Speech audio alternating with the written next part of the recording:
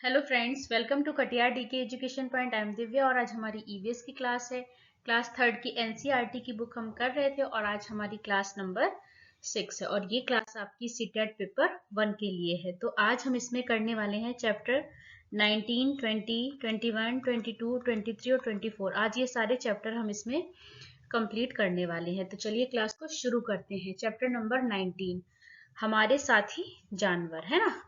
तो इसमें कुछ पैडागोजिकल जो आपके कॉन्सेप्ट निकल के आते हैं वही है इसमें। तो हम उनको पढ़ेंगे कि जानवरों की भावनाओं के बारे में चर्चा करने से बच्चे जो है वो जानवरों के प्रति संवेदनशील होते हैं। आप जब पैडागोजी करेंगे, ईवीएस की पैडागोजी जब मैं कराऊंगी आपको, तो बेटा आप वहां पे भी समझेंगे कि आपको क्या करना है बच्चों को पेड़ पौधों के प्रति, है ना, जानवरों के प्रति, है ना, और आपका पानी के प्रति, है ना। तो बच्चों में क्या करना है, जैसे पानी को बर्बाद नहीं करें, है ना, पानी को सही तरीके से इस्तेमाल करें, जो पेड़ पौधे हैं उनकी सुरक्षा करें, उनको तोड़े नहीं, उनको नुकसान नहीं पहुंचाए, जो जानवर हैं उनको मारे नहीं, है ना, उनकी देखभाल करें, उनकी रक्षा करें, उनको खाना दें। तो क्या है कि आपको ये सब समझ में आएगा उसमें। तो क्या आपने देखा होगा शुरू से अब तक कि जब भी मैंने कोई पेडागोजी का पॉइंट इसमें आपको बताया है तो उसमें यही होगा कि बच्चों को संवेदनशील बनाएं आप। तो इसमें भी क्या है कि बच्चों को जानवरों के प्रति संवेदनशील बनाएं आप, है ना।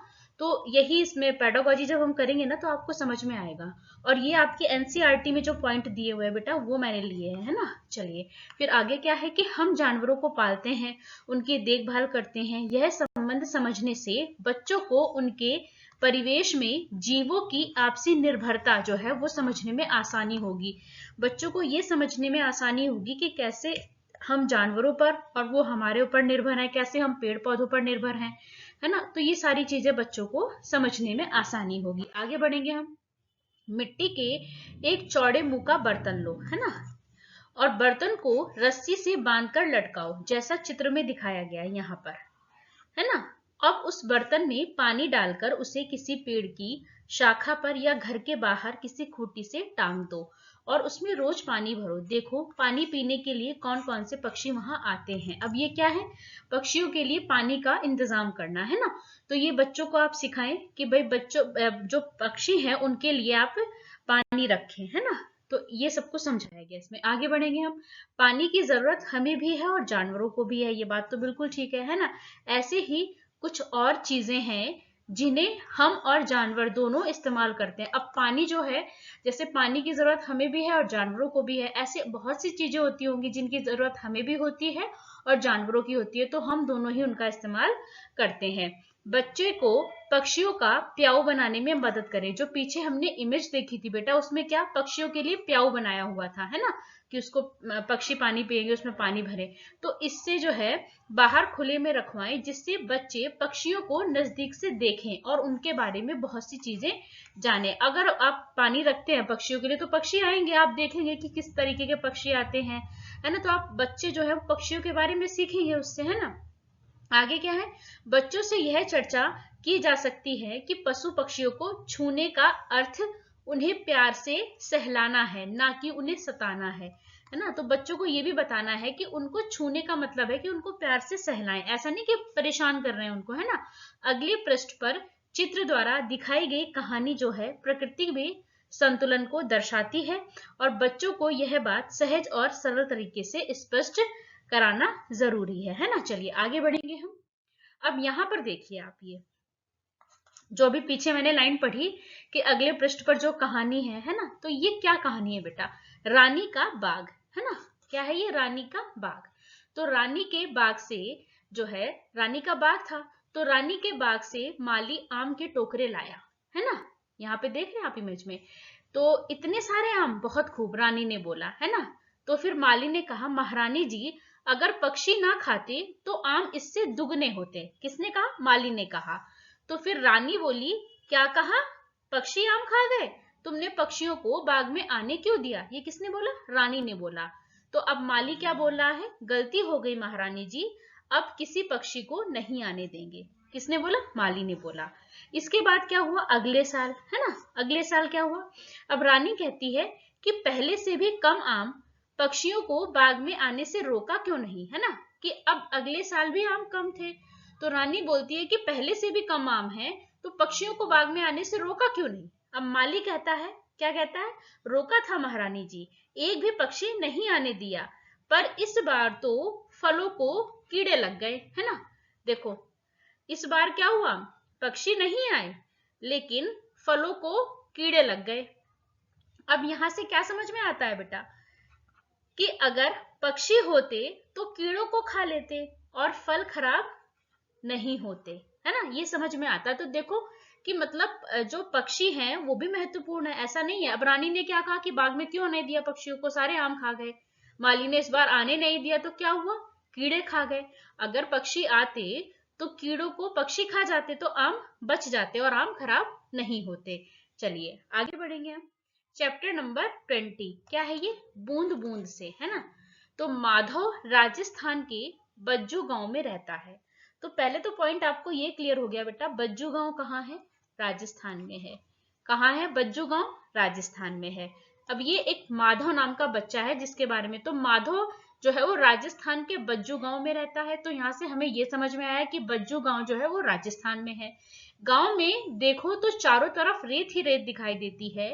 जब कभी रेत नहीं उड़ती तब कुछ घर दिख जाते हैं।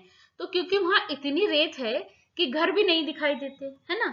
तो जब कभी रेत नहीं उड़ती है तो एक आधा घर आपको दिखाई दे जाएगा, है ना। यहाँ कहा गया। अब ये इमेज देख रहे हैं आप बेटा, यहाँ पर क्या है कि जो महिलाएं हैं वो पानी ले रही हैं, सारी महिलाएं पानी भर रही हैं यहाँ पे। तो ऊपर चित्र में महिलाओं को दूर जाकर पानी लाने और पानी भरते दिखाया गया है, बिल्कुल ठीक बात है। तो लिंग भेद से जुड़ी बातें और समस्याओं पर चर्चा की जा सकती है। अब यहाँ पर क्या बेटा, क्या पानी भरने का काम सिर्फ महिलाओं का है, ऐसा तो नहीं है ना, पुरुष भी भर सकते हैं, लेकिन यहाँ पे क्या दिखाया गया, सिर्फ महिलाएं ही भर रही हैं। तो इसीलिए क्या कि लिंग भेद से, जो आज भी लिंग भेद की समस्या है कि ये काम महिला ही करेगी, ये काम पुरुष ही करेगा, तो क्या उससे जुड़ी समस्याओं पर आप बच्चों के साथ चर्चा कर सकते हैं। चलिए आगे बढ़ेंगे हम। कुछ लोग बारिश का पानी इकट्ठा करते हैं। यह खास तरह से इकट्ठा किया जाता है। कैसे किया जाता है, टांका बनाकर। देख रहे हैं आप इमेज में, क्या बनाया, टांका बनाकर। क्या तुम जानते हो टांका क्या होता है और इसे कैसे बनाते हैं, है ना। चलिए आगे जानेंगे हम इसे कैसे बनाते हैं। आंगन में गड्ढा बनाकर उसे पक्का करके टांका बनाते हैं। कैसे, आंगन में गड्ढा बनाया और फिर उसे पक्का करके क्या बनाया, टांका बनाया। टांके को ढक्कन से बंद रखते हैं, ठीक है। टांके के लिए घर की छत को कुछ ढलवा बना देते हैं, जिससे छत पर गिरा बारिश का पानी नाली के द्वारा नीचे टांके में इकट्ठा हो सके।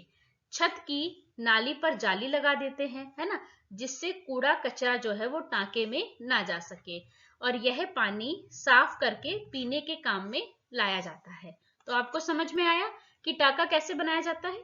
आंगन में गड्ढा बना लेते हैं और उसे पक्का कर देते हैं, तो क्या बन जाता है, टांका बनाते हैं। इस तरीके से आंगन में गड्ढा करेंगे, फिर उसको क्या करेंगे, पक्का कर देंगे, तो क्या बन गया, टांका बन गया। फिर टांके को ढक्कन से बंद रखते हैं, ठीक है। और टांके के लिए जो है घर की छत है वो कैसी बनाते हैं, ढलवा बनाते हैं, जिससे छत पर गिरा बारिश का पानी जो है नाली के द्वारा नीचे टांके के गड्ढे में इकट्ठा हो जाए। और जो छत की नाली होती है वहां पर क्या लगा देते हैं, जाली लगा देते हैं, जिससे कि कूड़ा कचरा जो है वो टांके में ना जा सके। फिर यह पानी साफ करके पीने के काम में लाया जाता है। चलिए आगे बढ़ेंगे हम। अगर पानी इकट्ठा करने के स्थानीय तरीकों पर बच्चे अपने अनुभव बांटें, है ना, तो किताबी ज्ञान को जीवन के अनुभवों से जोड़ा जा सकता है। आप जब भी बच्चे को पढ़ाएं तो क्या करना है, उसके वास्तविक जीवन से जोड़ के पढ़ाना है हमें, है ना। आपको क्वेश्चन भी पूछा जाता है ऐसे बेटा कि बच्चों को हमें पढ़ाना है तो कैसे पढ़ाना है, तो ऑप्शन आता है उसमें कि उसके वास्तविक जीवन से जोड़ करके हमें बच्चों को पढ़ाना चाहिए, है ना। तो ये इंपॉर्टेंट पॉइंट है बेटा, जितने भी इसमें पेडागोजी की टर्म्स आ रही हैं वो सारी बहुत इंपॉर्टेंट है, आगे ये आपको हेल्प करेंगी, जब आप पेपर में बैठेंगे तो आपको समझ में आएगा, है ना।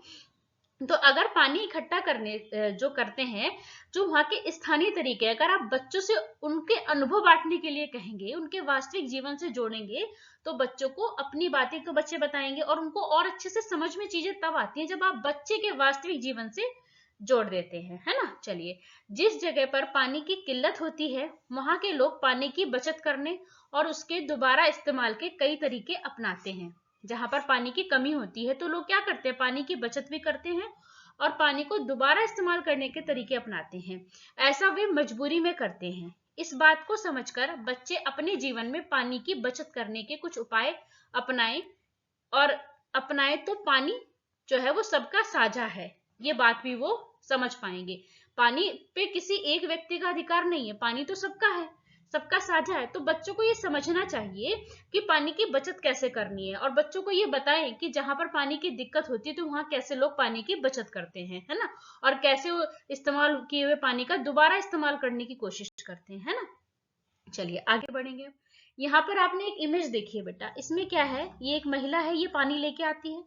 अब आप यहाँ पे देख रहे हैं ये चारपाई पर बैठ के नहा रही है और नीचे एक इसने बर्तन रखा हुआ है जिसमें ये पानी सारा इकट्ठा हो रहा है, यहाँ पे देख रहे हैं आप।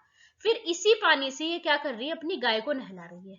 तो क्या हो गया, इसने पानी का इस्तेमाल किया, है ना। पहले उस पानी से खुद नहाया और पानी को जमीन में नहीं बहने दिया, इसने इकट्ठा कर लिया एक बर्तन में और उसी बर्तन को ले जाकर अब ये गाय को नहला रही है पानी से। तो ये देख रहे हैं आप कैसे पानी का दोबारा इस्तेमाल किया इसने। तो पानी के बार बार इस्तेमाल जो है उसके कुछ तरीके सुझाए गए हैं, है ना। ये तरीके लोग जो है मजबूरी में ही अपनाते हैं जहां पानी की बहुत कमी होती है। जानते हो पानी की कमी इसीलिए भी होती है क्योंकि कुछ लोग पानी बेकार करते हैं, और ये बात बिल्कुल ठीक है। कुछ लोग तो पानी को इतना बेकार करते हैं ना, वो पानी की अहमियत ही नहीं समझते हैं, है ना। तो यहाँ से आपको समझ में आया बेटा कि पानी का दोबारा इस्तेमाल कैसे किया इन्होंने, है ना। चलिए आगे बढ़ेंगे हम। इस्तेमाल किए हुए पानी के पुनः उपयोग पर चर्चा करें। यह चर्चा पानी के बचाव के महत्व को समझने में सहायक होगी, है ना। आप पानी के पुनः उपयोग पर चर्चा करेंगे तो बच्चे समझेंगे ना कि पानी कितना कीमती और हमें इसका बचाव करना चाहिए।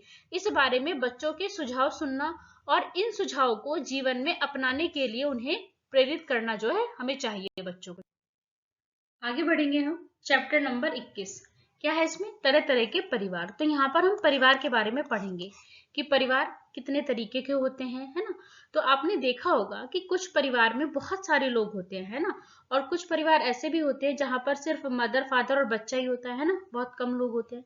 तो परिवार भी अलग अलग तरीके के होते हैं। तो जो परिवार है बेटा, मानव समाज की प्राचीनतम एवं आधारभूत इकाई है। क्या है परिवार, मानव समाज की प्राचीनतम एवं आधारभूत इकाई है। परिवार जो है वो सामाजिक व्यवस्था का लघु रूप और ज्ञान की प्रथम पाठशाला है। जो परिवार है वो सामाजिक व्यवस्था का तो लघु रूप है और ज्ञान की प्रथम पाठशाला है ना। और जो आपकी प्रथम गुरु होती है वो कौन होती है, माँ होती है ना। परिवार शब्द जो है वो अंग्रेजी भाषा के फैमिली शब्द का हिंदी रूपांतरण है। जो परिवार शब्द है वो अंग्रेजी भाषा के फैमिली शब्द का हिंदी रूपांतरण है। फैमिली शब्द की उत्पत्ति लैटिन भाषा के फैमुलस नामक शब्द से हुई है। चलिए आगे बढ़ेंगे हम। परिवार दो प्रकार के होते हैं, कैसा, एकल परिवार और संयुक्त परिवार। एकल परिवार क्या होता है, एकल परिवार एक छोटी इकाई है जिसमें पति पत्नी और उनके अविवाहित बच्चे रहते हैं। ये इंपॉर्टेंट है बेटा, पति पत्नी और अविवाहित बच्चे, है ना। तो क्या हो गया, एकल परिवार हो गया। अच्छा, अब अगर मैं आपसे ये कहूं कि एक परिवार है जिसमें पति पत्नी, उनके अविवाहित बच्चे और बच्चों के चाचा रहते हैं, तो मैंने सिर्फ एक सदस्य को बढ़ा दिया, लेकिन आप जानते हैं कि एक सदस्य को बढ़ाने से ही वो परिवार कैसा हो गया, संयुक्त परिवार हो गया। अब वो एकल परिवार नहीं रहा। तो जो एकल परिवार होगा ना बेटा, उसमें पति पत्नी और उनके अविवाहित बच्चे यही होंगे, और इससे अलग कोई एक भी फैमिली मेंबर अगर मैं यहाँ पे ऐड कर दूं या मैं मामा को कह दूं कि पति पत्नी उनके अविवाहित बच्चे और साथ में मामा रहते हैं, तो भी वो संयुक्त परिवार हो गया। ये आपको ध्यान रखना है। तो एकल परिवार में कौन कौन होता है बेटा, पति पत्नी और उनके अविवाहित बच्चे, सिर्फ यही होंगे और कोई एक्स्ट्रा नहीं होगा। अगर इसमें कोई भी एक फैमिली मेंबर, कोई भी एक व्यक्ति इसमें एक्स्ट्रा जुड़ जाता है तो वो परिवार फिर संयुक्त परिवार हो जाता है, ठीक है। तो एकल परिवार में पति पत्नी और उनके अविवाहित बच्चे होते हैं। चलिए आगे बढ़ेंगे हम। संयुक्त परिवार, संयुक्त परिवार जो होता है बेटा, कुछ एकल परिवारों से मिलकर बनता है और परिणाम स्वरूप जो है ये काफी बड़ा होता है। पति पत्नी, उनकी अविवाहित लड़कियां, विवाहित लड़के, उनकी पत्नियां, बच्चे, ये सब मिलकर क्या बनाते हैं, संयुक्त परिवार बनाते हैं। तो जब एकल परिवार आएगा तो पति पत्नी और अविवाहित बच्चे, ठीक है, ये इंपॉर्टेंट है। और इससे अलग कोई भी एक फैमिली मेंबर अगर आप उसमें ऐड कर देंगे ना बेटा, तो वो सीधा संयुक्त परिवार बन जाएगा। चलिए आगे बढ़ते हैं। एकल परिवार में माँ बाप और उनके बच्चे होते हैं, ये देख रहे हैं आप, माता पिता और ये अविवाहित बच्चे हैं ना, छोटे छोटे बच्चे तो अविवाहित बच्चे होंगे। बस ये ध्यान रखना बेटा, वेरी इंपॉर्टेंट है कि माता पिता और उनके अविवाहित बच्चे। ऐसे भी लिख सकते हैं वो कि माता पिता और उनके बच्चे, है ना, तो बच्चे तो छोटे ही है ना, देखो ये है ना, ठीक है। तो ये है एकल परिवार। चलिए आगे बढ़ेंगे। संयुक्त परिवार में दादा दादी चाचा बुआ, है ना, माँ बाप बच्चे होते हैं। अगर वो नानी के तरफ रह रहे हैं तो नानी नाना होंगे, मामी मामा होंगे, मौसी माँ बाप और बच्चे होंगे। ये बात ठीक भी होती है। अगर मदर फादर जो है वो अपने मदर है जो इधर ससुराल में है, तो फिर क्या होंगे, दादी दादा होंगे। अगर वो अपने मायके में रह रहे होंगे तो क्या होंगे, नानी नाना होंगे, है ना। तो ये ध्यान रखना है। बस इंपॉर्टेंट क्या है, जो मैंने आपको सबसे पहले बताया था कि माता पिता और उनके बच्चे, है ना, माता पिता और बच्चे, बच्चे भी कैसे, अविवाहित बच्चे होंगे, है ना। बस ये है आपका एकल परिवार। और इससे अलग कोई भी एक मेंबर अगर आपका ऐड हो गया तो फिर वो परिवार बदल जाता है संयुक्त परिवार में। चलिए आगे बढ़ेंगे हम। पाठ में कुछ परिवारों के बारे में बताया गया है। इनके अलावा भी कई तरीके के परिवार होते हैं। इस विविधता को समझने के लिए बच्चों से उनके परिवार के बारे में चर्चा की जा सकती है। आप बच्चों से चर्चा कीजिए, है ना, उनके परिवार के बारे में। आगे बढ़ेंगे। ये एक जो है फैमिली ट्री आपके एनसीईआरटी की बुक में दिखाया गया था बेटा, तो इसे आप देख लेंगे, है ना। चलिए आगे बढ़ेंगे। चैप्टर नंबर 22 क्या है ये, दाया बाया, है ना। तो हाव भाव के साथ गाना गाने में बच्चों को मजा आएगा, है ना। वह दाया बाया ऊपर नीचे आगे पीछे स्वयं अपने अनुभव से सीखेंगे। यहाँ पे बच्चों को दाया बाया, है ना, ऊपर नीचे ये सिखाया जा रहा है। तो क्या कहते हैं इसमें कि हाव भाव के साथ गाना गाने से बच्चों को मजा आएगा और दाया बाया ऊपर नीचे आगे पीछे स्वयं अपने अनुभव से सीखेंगे, है ना। एक इंपॉर्टेंट पॉइंट और ये, क्या अस्पताल के ऊपर ये प्लस का चिन्ह देखा होगा, है ना, ये देखें आप, ये आपकी बुक में दिया था तो मैंने उठा लिया इसको वहां से, कि अस्पताल के ऊपर ये चिन्ह आपने देखा होगा, यहाँ पे इमेज में भी दिख रहा है आपको। तो ये जो प्लस का चिन्ह होता है ये कहाँ देखने को मिलता है, हॉस्पिटल में, है ना। चलिए यहाँ पे देखना आप निशान, है ना। चलिए आगे बढ़ेंगे हम। चैप्टर नंबर 23 यहाँ पे क्या है, कपड़ा सजा कैसे। तो फाइबर से फैब्रिक, है ना। जो पदार्थ पतले और सतत तंतु के रूप में उपलब्ध होता है उसे रेशा कहा जाता है। इन रेशों का उपयोग जो है विभिन्न प्रकार के कपड़ों को बनाने के लिए किया जाता है। आगे बढ़ेंगे हम।